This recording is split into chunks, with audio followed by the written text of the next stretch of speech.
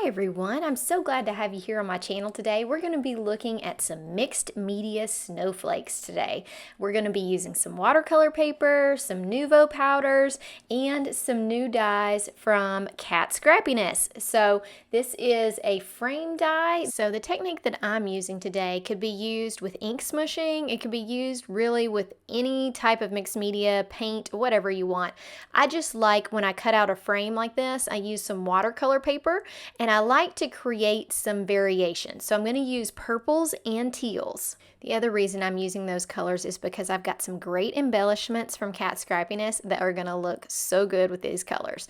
First, I'm going to spray my watercolor paper, and I'm only going to show you this once, even though I did 2 panels. And the reason I did 2 panels is because I'm going to cut my snowflakes out of a panel, and then I'm also going to use one of the panels as the backdrop. So to me, this is a great way to just let your creativity work. Pick some colors that go together, sprinkle them on a piece of paper, and add water. And it makes a mess, and you do need some paper towels handy for sure because that water gets to be so much. My little mat here, it's the Waffle Flower Media Mat, is really good at keeping the water from running off onto my desk. But you'll see I'm going to make a big mess, and so I just tap this all over. This is kind of the same as what I would do if I was ink smushing. I would use just comparable or compatible inks, and I would smush them onto watercolor paper. So I'm just adding some water. You're going to see how it kind of changes these colors and they kind of run together, and that's perfectly fine. So what I tend to do with what I call mixed media, I know this doesn't have as many layers as some other mixed media, but I'm going to call it that because it's water, it's watercolor paper, and it's powder. So we'll go with that. Is I tend to spray it, and then I try to dab some of the excess off. Then I will either add a little bit more powder or I'll let it dry. It really works better when you add layers. So same with ink smushing. You can always let it dry a little bit and then go back in and add more color. Now you will see that I'm going to add just a little bit more, and you've noticed that I've been using my watercolor brush. I don't really want to add a whole lot of water to this, but it's nice just to kind of move the color around, especially when your paper kind of bows up a little bit. Sometimes it's nice to just make sure that's all spread out and that you've got colors everywhere you want them to be. So you've got lots of options here. If I was ink smushing, I would dry off my edges and touch a watercolor brush to a piece of color. It could be an ink refill, it could be an ink smush on my silicone mat, and I would put it where I want it. So this one, I wanted it to be a little bit darker, so I've let the panel dry some, and now we're going to add just a little bit more water and smush it around. I'm going to add, to get it darker, if you add less water, it's going to be darker, so I'm actually adding the water with my watercolor pen. And I don't even rinse my pen off in between these. This is one of those brushes that has water that I can squeeze water out of if I need to, but I just mix it. I mean, the whole panel's getting mixed together. So to me, it doesn't really matter if you wash that off. It's kind of as you pick up the color, it's going to bring that color in, and where it mixes is kind of cool looking. So I just go with it. But I'm going to use a little bit of more on this area, and then I am going to dry this panel, and of course off screen I'm making a second panel that's going to be for die cutting my snowflakes. So if you have trouble with watercolor paper warping, I'm going to show you what I do. I'm going to dry this with a heat gun, but a lot of times your paper will start bowing, and so just make sure you dry the front, the back, and then once you've got the panel mostly dry, put an acrylic block on top of it to hold it down, or something heavy, and that will help hold it flat, just so you don't have to worry. Now here's how the second panel turned out. You'll notice this is a lighter color than the other one, and I highly suggest creating some color variation. So I created my first panel and made it pretty dark, and then this background, this is actually what I'm going to cut the snowflake background out of. Let me show you these two compared to each other. I just think it helps your parts show up better. So I know I'm looking here at my snowflake trio. I originally thought I might use some vellum on this, but I decided against that, and here are my 2 panels. I know I'm showing vellum, but this is the only way I had these 2 together to show you.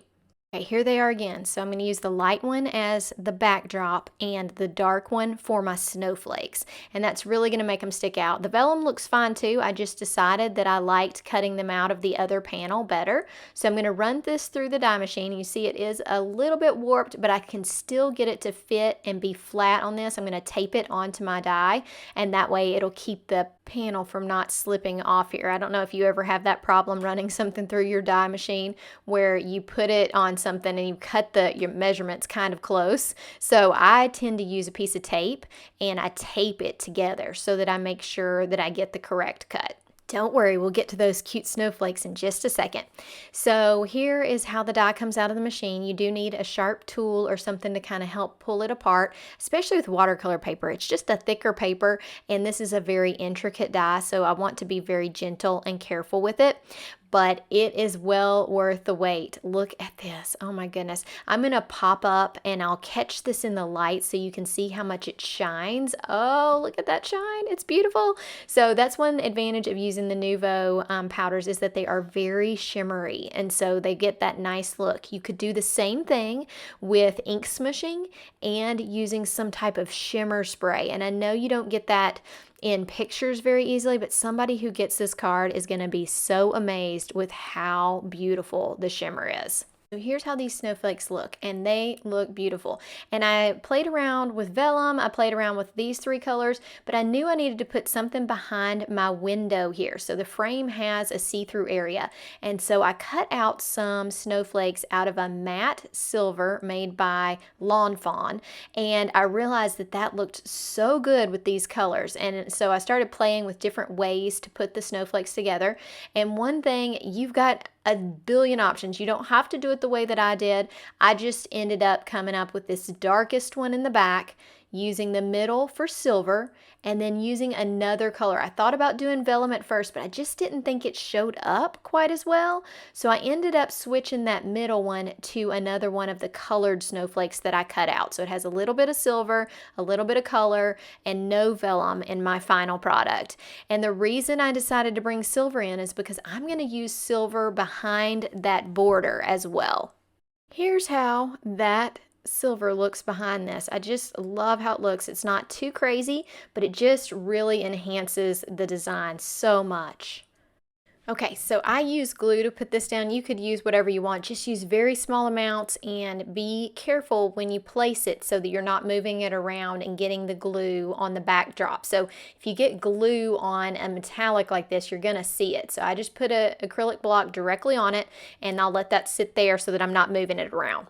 I'm going to use this Reindeer Games Sentiments. I'm just going to use Be Merry. I just want something small that will fit right inside of those little snowflakes. So I'm just getting this on a piece of white paper, and I'm going to use a silver embossing powder. So the nice thing about little sentiments like this and a Misty is that you can line them up. You see those grid lines there? It's really easy to make sure you've got everything lined up straight. So I'm going to use that, VersaMark, and some silver embossing. Of course, I'm going to use my cat scrappiness powder tool, which is the most amazing embossing powder tool ever. So I'll heat emboss that off camera, and you'll see it in just a second as I'm piling up these snowflakes and putting things together. I'm going to start with this dark one on the back. I liked how this cut out. I just did it randomly, but I've got that darker purple. I kind of like that. And then I'm just doing little dots of glue. Try not to overdo it on this so I don't get any of the glue on my sparkly areas. Adding the silver now, and then the last one is a little bit lighter color cut out of the small snowflakes. I'm going to put that there, but we are not done. We still have to put a sentiment on, and I'm going to use these baby blue jewels. They have this iridescent quality to them that really picks up some of the purple as well. And it just, whatever you stick them on, as long as it's something similar in color, I would say, you really just get such a beautiful look from them. So I'm going to pop this up on foam tape, and then we'll add our jewels. I'm going to try to zoom in so you can see these little jewels, because they do really match the card, so it's a little hard to tell that they're there on camera, but I'm putting them, I really like to do jewels where on snowflakes they have a little round area, and so this middle snowflake has 6 round areas that just fit the jewels perfectly. So I just went around the center. You could add more jewels to other parts, but it just looks so good on that part of the snowflake, I think. And you see how how, I don't know if you can tell, but I mean, these just match even the purple so well. Just love how this turned out. So I hope that you enjoyed this project and that you'll try to get a little messy and create some cool colors and fun things. And these jewels are great to go with any of your blue and purple. And of course, I'll link everything in the description below so that you'll be able to check out these products if you're interested. I had so much fun with you today. Thank you so much for stopping by. Have a great day. Bye.